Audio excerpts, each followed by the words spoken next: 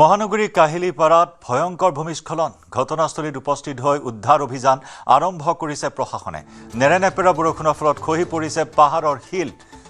তীব্ৰ আতংক ভূমিস্খলনক কেন্দ্ৰ কৰি কাহিলীপাড়াত এটা ভূমিস্খলন প্ৰবণ অঞ্চল কাহিলীপাড়া আকৌ এই ভূমিস্খলনৰ ঘটনা সংঘটিত হৈছে উদ্ধাৰকাৰী দল অভিযানকাৰী দল উপস্থিত হৈছে নেৰেনেপেৰা বৰষুণৰ ফলত খহি পৰে পাহাৰৰ শিল মাটি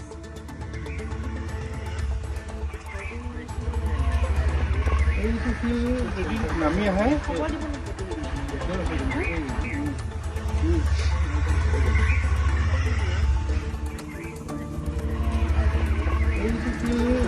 নামি আহে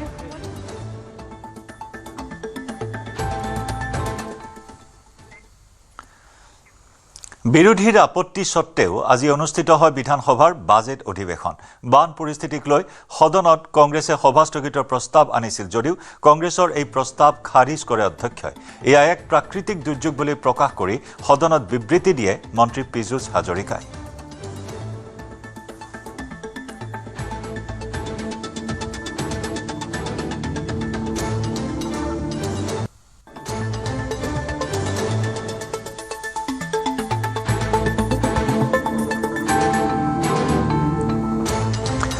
ৰাজ্যৰ বান পৰিস্থিতিক লৈ সদনত গুৰুত্বপূৰ্ণ মন্তব্য মন্ত্ৰী পীযুষ হাজৰিকাৰ বানপানী আমাৰ চৰকাৰেই ৰোধ কৰিছে জলসিঞ্চনো আমাৰ চৰকাৰেই দিব বুলি মন্তব্য মন্ত্ৰীগৰাকীৰ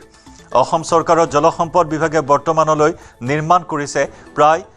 4,800 কিলোমিটাৰ মথাউৰি 4,800 কিলোমিটাৰ মথাউৰিৰ বৰ্তমানলৈ প্ৰায় 1,800 কিলোমিটাৰ ওখ তথা সবলীকৰণ কৰা হৈছে বাকি 3,000 কিলোমিটাৰ মথাউৰিৰ বহন ক্ষমতা বা বান প্ৰতিৰোধ ক্ষমতা কমি যোৱা বুলিও সদনত উল্লেখ মন্ত্ৰী পীযুষ হাজৰিকাৰ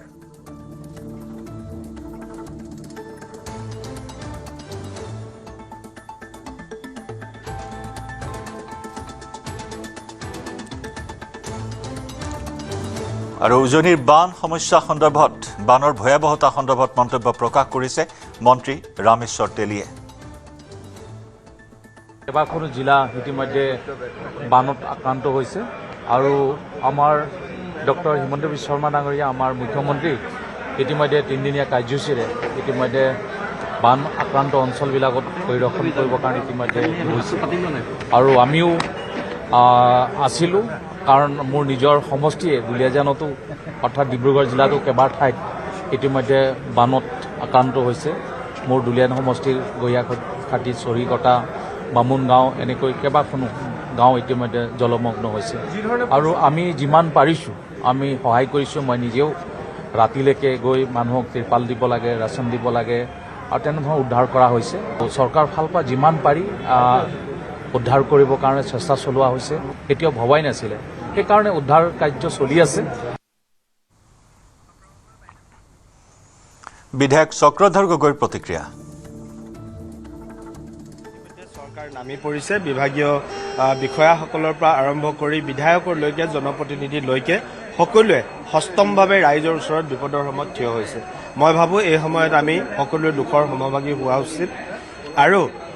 যিমান পাৰি সিমান সোনকালে ঈশ্বৰকো খাটিছোঁ যাতে এই বানপানীৰ সমস্যাটো নাইকিয়া কৰে কাৰণ ওপৰৰ পৰা যিমানেই পানী দি থাকিব সিমানেই পাহাৰৰ ঢল নামি আহিব পাহাৰ খহনীয়া হৈছে তাত খহনীয়া হোৱাৰ ফলত বহু জেগাত নদীও বন্ধ হৈ যায় উত্তৰ অসমত যিটো হৈছিলে গতিকে এইখিনি নহওক তাৰে কামনা কৰিছোঁ ইতিমধ্যে চৰকাৰ নামি পৰিছে বিভাগীয়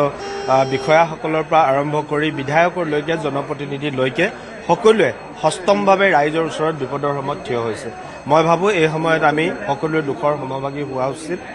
আৰু যিমান পাৰি সিমান সোনকালে ঈশ্বৰকো খাটিছোঁ যাতে এই বানপানীৰ সমস্যাটো নাইকিয়া কৰে কাৰণ ওপৰৰ পৰা যিমানেই পানী দি থাকিব সিমানেই পাহাৰৰ ঢল নামি আহিব পাহাৰ খহনীয়া হৈছে তাত খহনীয়া হোৱাৰ ফলত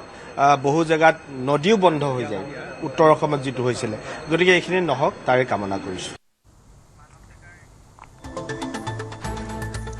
উজনিৰ বান পৰিস্থিতিক লৈ মন্তব্য বিধায়ক মানৱ ডেকাৰ ইতিমধ্যে মুখ্যমন্ত্ৰী মহোদয় তাত উপস্থিত হৈছে যোৱা ৰাতি মই আশা কৰিছোঁ যে মানুহৰ এই দুৰ্যোগৰ সময়ত সকলোৱে সহায় কৰক সকলোৱে সতৰ্ক থাকক আৰু যাতে আমি অতি সোনকালে ইয়াৰ লগত মোকাবিলা কৰি আকৌ স্বাভাৱিক জীৱন যাত্ৰালৈ মানুহসকল ঘূৰি আহিব পাৰে তাৰে কামনা কৰিছোঁ বানপানীৰ বাবে কংগ্ৰেছে সভা স্থগিত প্ৰস্তাৱ আনিছে। কৰিব, বিৰোধী দলে নকৰিব কিয়? এতিয়া ধৰক মানুহৰ তেওঁলোকৰো দায়িত্ব আছে, আমাৰ দায়িত্ব চৰকাৰখনত থাকি মানুহক সহায় কৰা, সকাহ দিয়া। তেওঁলোকে বিৰোধীত থাকিতো তেওঁলোকৰো ইছ্যু লাগে। গতিকে এই বানপানীৰ ক্ষেত্ৰত মই কোনো ৰাজনৈতিক মেৰ পাছৰ কথা ক'বলৈ নাযাওঁ। সকলোৱে নিজৰ নিজৰ দায়িত্ব পালন কৰিব লাগে, কাৰণ এতিয়া ইয়াতে কোনো কংগ্ৰেছ, বিজেপি, এজিপি,